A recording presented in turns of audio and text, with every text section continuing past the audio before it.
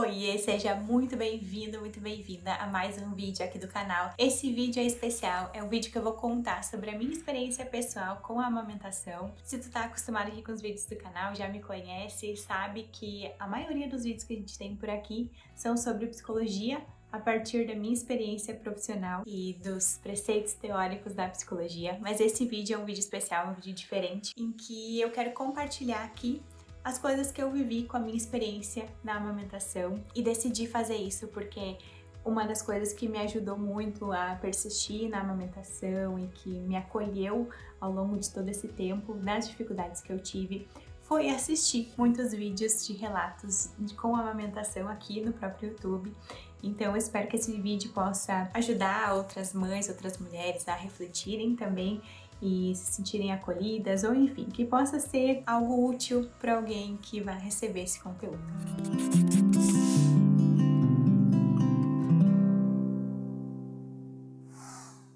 E se esse é teu primeiro vídeo aqui do canal, deixa eu me apresentar. Eu sou a Alane Streit, sou psicóloga. Por aqui eu falo sobre psicologia, sobre autocompaixão, sobre relacionamentos saudáveis e formas mais funcionais de a gente lidar com os desafios da vida. Eu acabei de ter meu primeiro filho, o Mateu, e como mãe de primeira viagem, muitas coisas são descobertas, a maioria das coisas, né, é uma grande descoberta. E poder viver isso na prática, junto com o meu bebezinho, tem sido a coisa mais difícil que eu já fiz na vida. E a amamentação foi a pedra do meu sapato na maternidade até agora. Eu fiz aqui um levantamento dos principais pontos da minha trajetória, né, como se fosse uma linha do tempo. Quero passar por eles, mas também quero fazer um relato mais humano, um bate-papo mesmo aqui. Então, quero começar esse vídeo dizendo que eu ouvi essa frase em certa altura, gostaria de ter ouvido mais, na verdade eu não ouvi, eu li. E eu quero começar esse vídeo dizendo que a amamentação é alimento. Amor é amor. A gente tem que ter muito cuidado para não romantizar muito as coisas, porque essa romantização ela tem um tiro no pé, que muitas vezes ela traz culpa, muitas vezes traz peso, e a gente fica ali numa sinuca de bico, né? Então, se a amamentação é amor e eu não consigo amamentar, quer dizer que eu não tô dando amor pro meu filho? É outra coisa. A amamentação é sim uma fonte, é um espaço onde existe o fortalecimento da mãe com o bebê. Agora, sem a amamentação, quer dizer que aquela mãe com aquele bebê não vai conseguir fazer o vínculo? De forma alguma. Então a gente tem que cuidar com essa romantização, com esses estereótipos, para acabar não prejudicando mães que têm dificuldade no processo de amamentação. Eu mesma, em certa altura, eu tinha certeza que eu não ia conseguir amamentar, porque eram muitas dificuldades, eu tive que ir tirando uma de cada vez do caminho, e parte do meu vídeo também é poder falar dessas dificuldades para que, se tiver alguma mãe aí do outro lado com dificuldades, que possa ver uma luz no fim do túnel, possa saber que muitas coisas têm solução. Mas eu, nas dificuldades, me questionei, será que eu não vou conseguir ter um vínculo com meu filho por não estar tendo a amamentação? Muito em função da romantização que a gente tem com relação à amamentação, que precisa poder sair de ser. Uma outra coisa que eu quero deixar muito clara nesse vídeo é que a amamentação, ela é sim da mãe e do bebê, mas para essa mãe conseguir amamentar e para que esse bebê consiga viver o direito dele, que é a amamentação, a gente precisa contar com muitas outras pessoas. Eu contei com a ajuda de muitas outras pessoas, de muitos profissionais que sabiam o que estavam fazendo, porque não adianta também só ter o profissional. Precisa ser profissional que sabe sobre a amamentação, que tem conhecimento, que vai entender coisas muito específicas. Por exemplo, dor na amamentação. Existe uma série de dores na amamentação. Se o profissional não sabe, não tem experiência, não consegue ver, ele vai avaliar errado, não vai ter o discernimento que precisa. E uma coisa na amamentação que eu senti na pele é que é como se a gente estivesse correndo contra o tempo.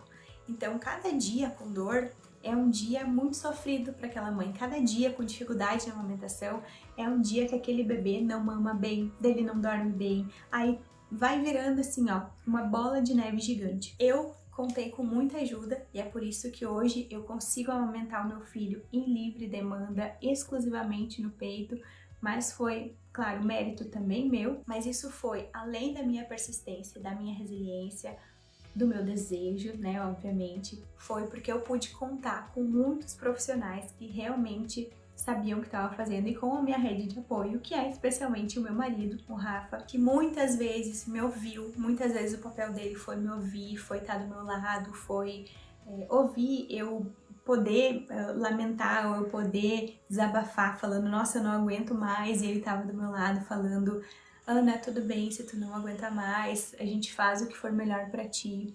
E eu pensava, né, não, eu quero muito desistir, mas eu vou até amanhã. Se amanhã eu estiver ainda pensando em desistir, aí eu desisto, mas não hoje.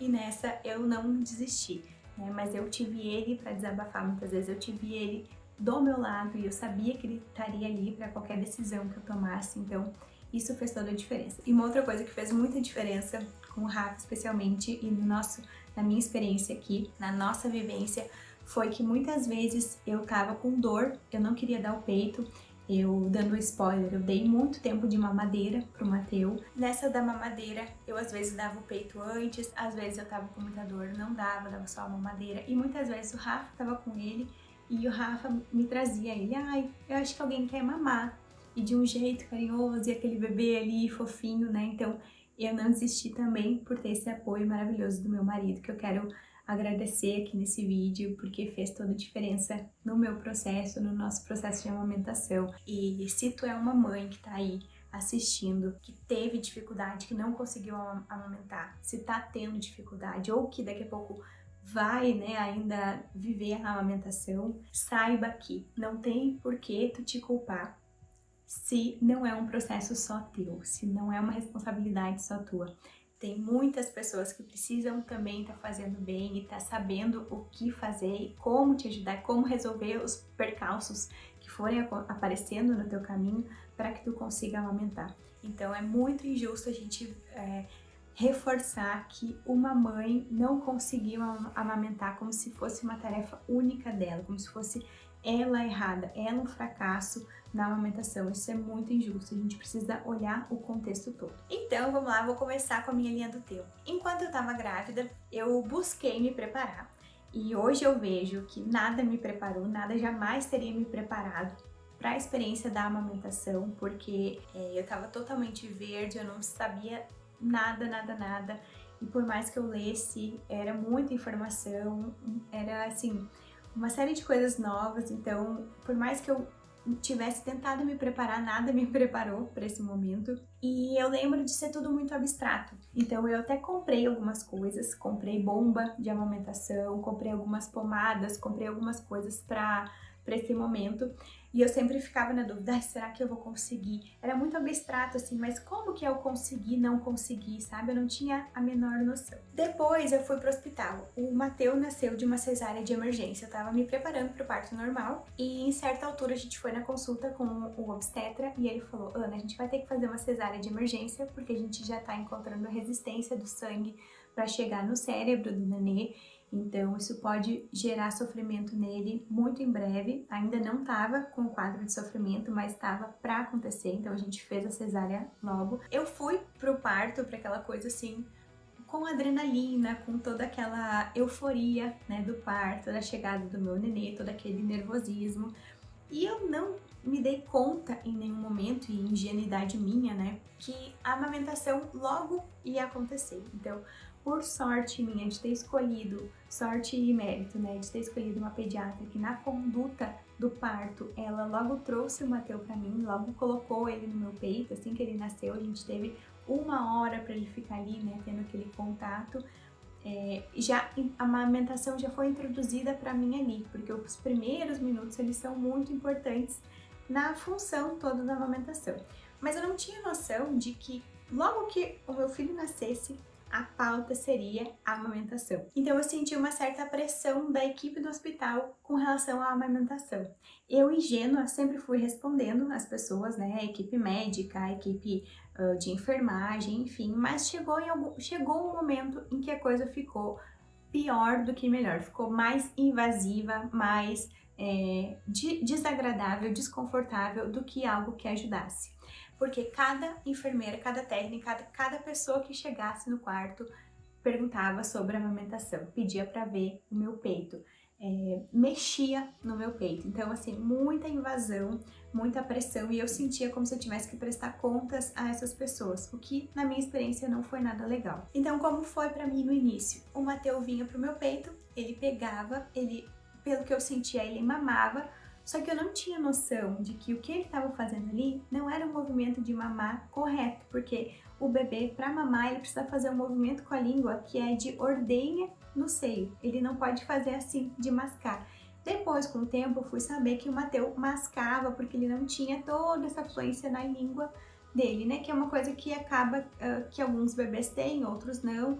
E eu não tinha noção, né, eu tinha noção que isso poderia acontecer, tinha noção que existia o teste da linguinha, mas eu não tinha noção na prática como seria, no meu peito ali a diferença, né. E aí ele vinha pro meu peito, ele fazia um movimento, parecia que ele tava mamando, só que o que aconteceu? Ele nunca se saciava. E um bebê que não mama, ele tem fome, então ele não dorme, um show de horror. Isso começou a acontecer com a gente. E aí, lá pelas tantas, uma profissional do hospital sugeriu que a gente usasse bico de silicone. Eu não sabia que tinha tamanho certo, eu não sabia que tinha diferentes marcas, eu não sabia que tinha que lavar, esterilizar, não sabia nada. Ela simplesmente falou, bota um biquinho de silicone, eu fui lá e botei. E aquele bico de silicone simplesmente moeu o meu peito. O Mateu pegou melhor no peito, só que como ele não tinha o movimento correto, ele continuou fazendo o movimento errado com o bico.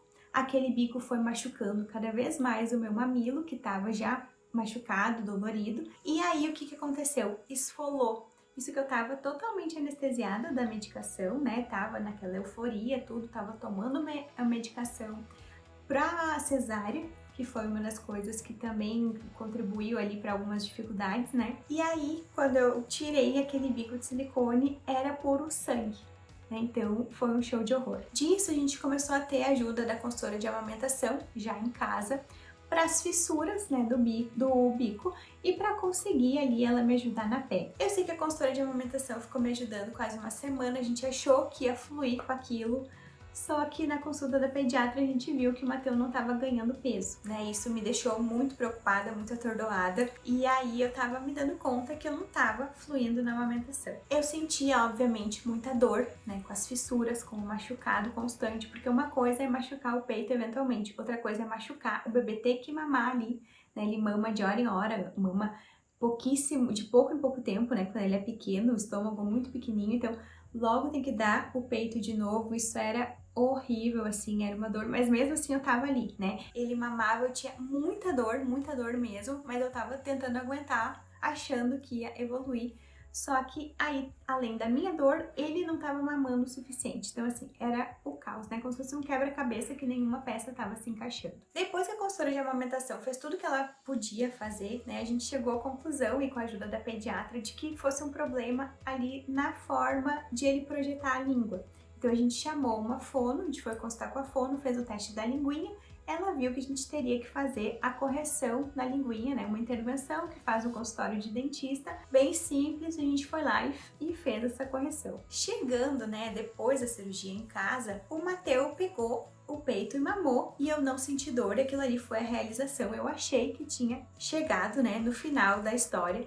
Isso foi num sábado de manhã, então sábado de tarde ele mamou, e aí o meu caos, o meu sofrimento mesmo com a amamentação começou no domingo, porque no domingo ele decidiu não mais pegar o peito. Então ele vinha pro peito, ele chorava muito, ele colocava a cabeça para trás, ele brigava, ele não queria de jeito nenhum o peito, e eu fiquei muito frustrada, muito chateada com aquilo, porque a intervenção que era para melhorar, teoricamente tinha colocado tudo a perder. E aí essa foi a parte mais difícil, porque eu tava vulnerável, eu tava cansada, eu tinha acabado de ter a cesárea.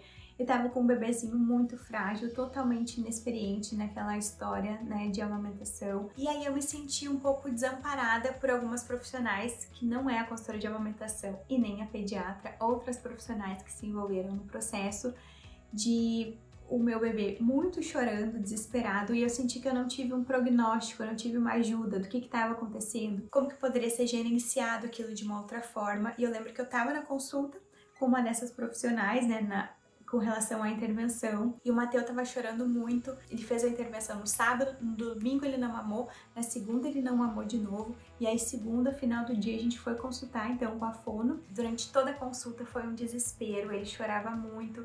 Eu fiquei muito mal com aquilo, na minha cabeça era só assim, deu tudo errado, ele não vai conseguir mamar. Ela não deu nenhuma orientação, não cuidou de mim, né, porque ela focou totalmente nele, não olhava pra mim, eu era parte essencial daquilo, eu tava com muita dor no peito, eu tava tentando tirar o leite, né, pra não perder a produção, mesmo que ele mamasse, então esse é um outro capítulo. Então foi um caos. Eu lembro que eu fui pra casa naquela segunda-feira, não tinha sido nada resolvido com ela só disse assim, eu vou precisar ver ele na quinta-feira de novo, e aí eu ia ficar de segunda até quinta nesse caos, nessa confusão de novo, de ele não mamar, e aí a gente começou a dar fórmula no copinho, então era um caos, né, aquilo, assim, tava tudo uma bagunça, e eu pensei, eu não aguento até quinta-feira. E naquela madrugada da segunda-feira, eu passei basicamente em claro, já, claro, com recém-nascido a gente não dorme muito, né, mas eu já pior do que aquilo, já fiquei em claro remoendo a história e analisando o que eu ia fazer e olhando muito pra mim. E acho que esse foi um ponto-chave, assim, eu fiquei olhando muito pra mim, pra como eu tava, pra até onde eu podia ir. E eu entendi naquela madrugada que seria o fim da linha pra mim, que eu ia desistir de tudo, eu ia, enfim, eu pensava assim, não, a amamentação é importante, mas a minha saúde mental é mais, o meu bem-estar é mais, o meu bebê precisa de uma mãe bem, uma mãe inteira pra ele. Então eu lembro de que amanheceu pra terça-feira, eu chamei o Rafa, conversei com ele, falei, olha, eu não consigo mais, vamos dar mamadeira, vamos começar a dar a fórmula na mamadeira, porque a gente tava dando num copinho pra ele a fórmula, e quem já passou por essa experiência do copinho sabe quão estressante é aquele copinho, pelo menos pra gente foi, porque o bebê toma, mas ele bota muita coisa pra fora, então é um verdadeiro caos. E aí a gente decidiu começar a dar o leite na mamadeira pra ele. E qual foi a minha surpresa? Na terça-feira eu coloquei ele no peito, porque eu sempre tava colocando, né, mesmo que ele não quisesse, enfim, eu não tava desistindo daquilo. Eu coloquei ele no peito na terça-feira e ele mamou. Só que ele ainda não conseguia, né, hoje eu sei isso, ele ainda não conseguia fazer o movimento certo e ele ainda precisava da mamadeira. E aí como a gente foi então na função da mamadeira, o meu passo 2 da etapa, que é comecei a tirar o meu leite para dar na mamadeira para ele. Então eu tinha um trabalho triplo, que era além de dar o mamar para ele na mamadeira, eu tentava amamentar e eu sempre tirava o leite, eu tirava de 2 a 3 horas o meu leite, a cada 3 horas, mais ou menos, às vezes dava um intervalo maior, mesmo na madrugada eu fazia isso, para eu poder dar o meu leite ao invés de fórmula. E isso é uma coisa que eu gostaria de ter sabido antes, assim, se eu já soubesse usar a bomba, se eu já soubesse a importância, né, de fazer esse processo antes, de estar ali ligada na função de tirar o leite com a bomba antes, eu teria já no hospital, já começado a tirar o meu próprio leite para dar para ele, então no copinho ou enfim, numa outra forma que fosse, ao invés de dar fórmula. E aí eu comecei então a tirar o leite, eu entrei numa função mesmo ali, que é aqui que eu comecei a olhar muitos vídeos na internet, as americanas fazem muito isso, que é o pumping, né, exclusive pumping,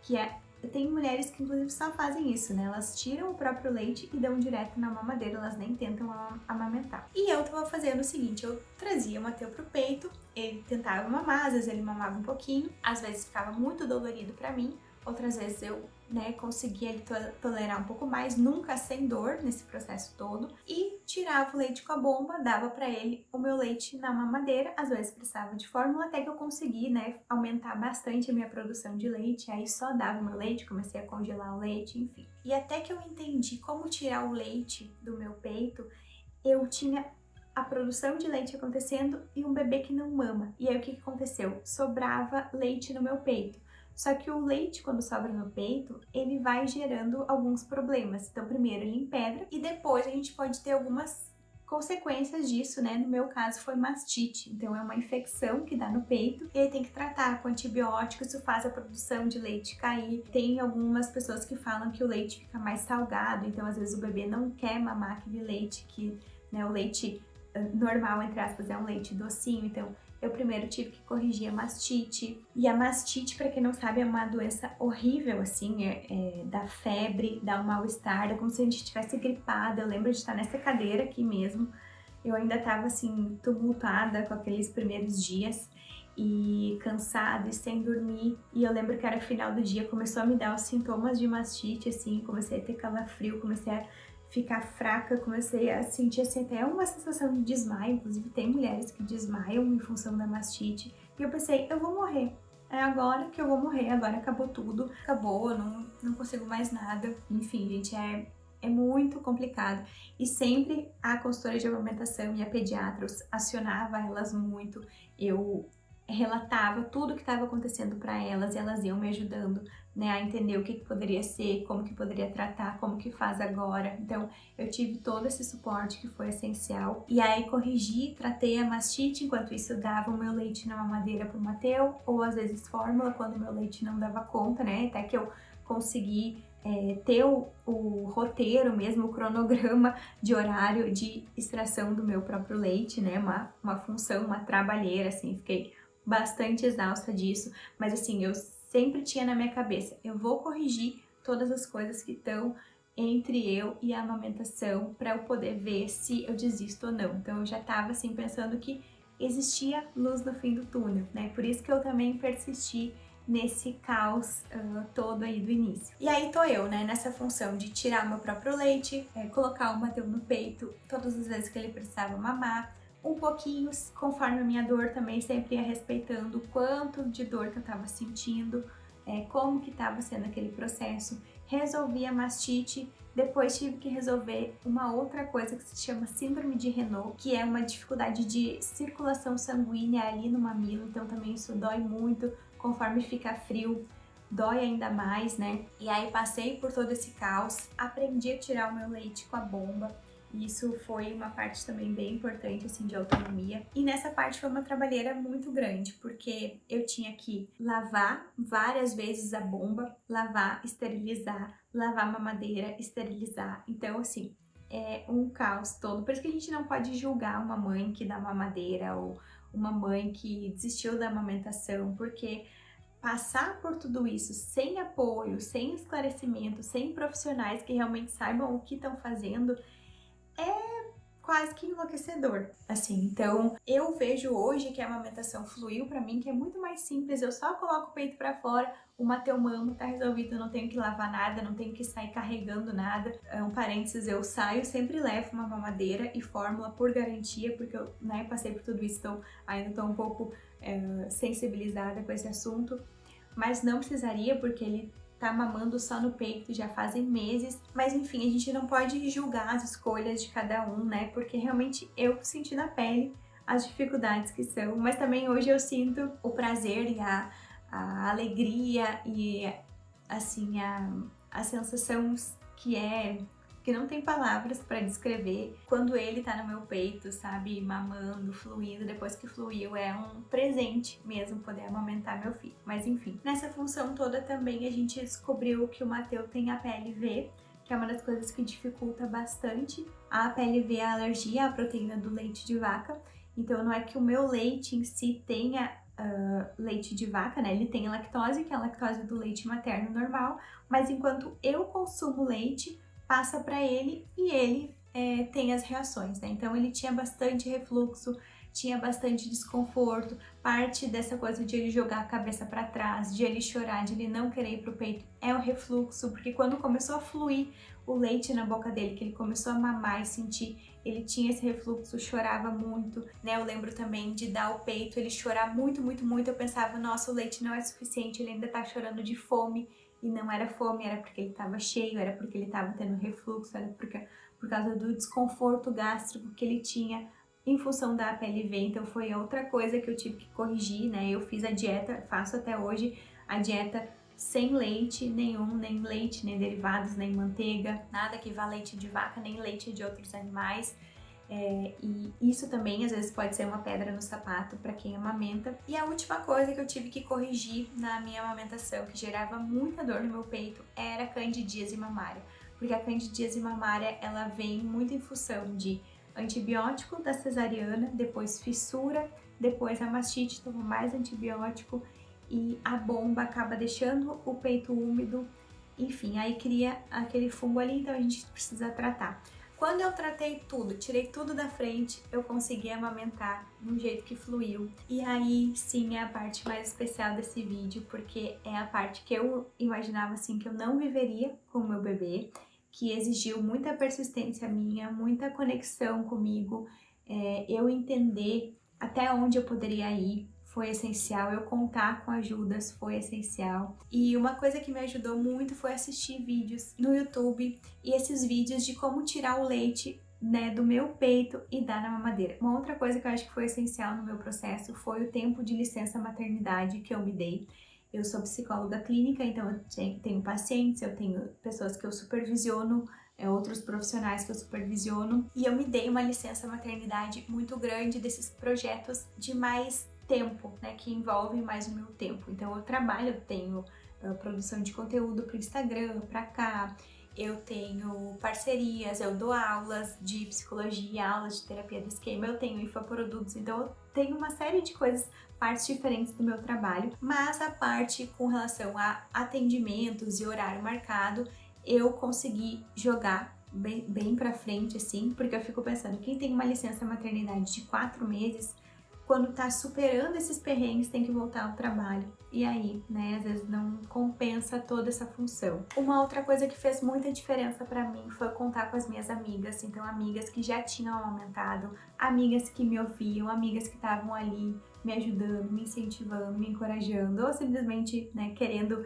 o melhor pra mim, me ouvir, enfim. Então, poder acionar essas pessoas é essencial, pessoas que realmente vão ouvir. E uma das coisas que foi muito exaustivo pra mim foram os palpites.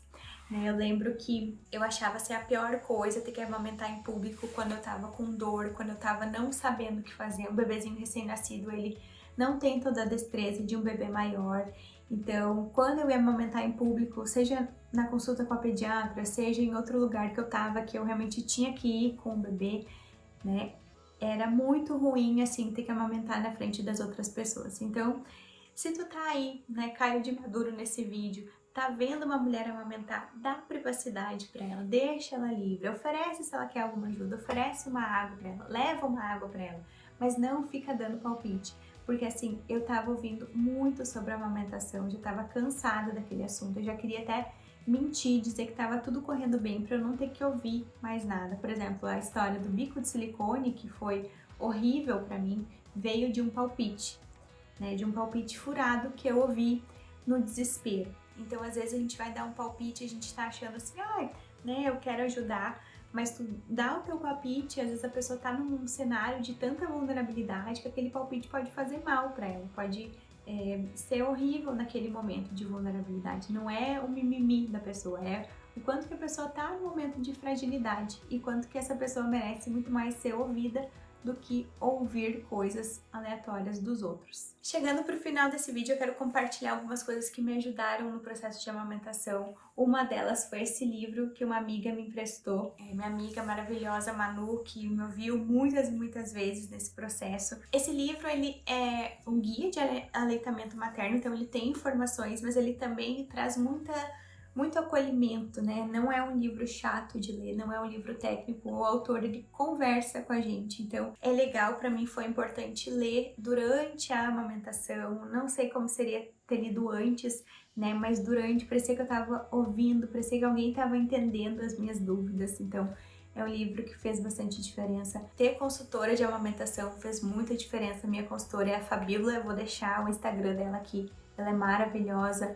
Fez várias vezes laser em mim, várias vezes estava ali me ouvindo com paciência, com atenção, para entender mesmo o meu problema, para a gente poder resolver e tirar todos os perrengues da frente. A pediatra do meu filho é a doutora Clarissa, também maravilhosa, foi quem fez a diferença na amamentação, logo me indicou ter uma consultora de amamentação, estava muito dando importância para isso e realmente fez ali a parte dela, no que cabia a ela, para que a amamentação fluísse. Então, vou deixar também aqui o Insta dela, são profissionais maravilhosas. Além disso, uma coisa que eu tomei que me ajudou muito enquanto o leite empedrava, é um suplemento natural que se chama lecitina de girassol, eu vou deixar aqui, eu comprei na internet, eu vi que nos Estados Unidos elas compravam um suplemento de uma marca lá X que não tem aqui pra gente comprar. Importar esse suplemento era muito caro. E aí eu vi na composição o que ia e comprei essa lecitina de girassol. Então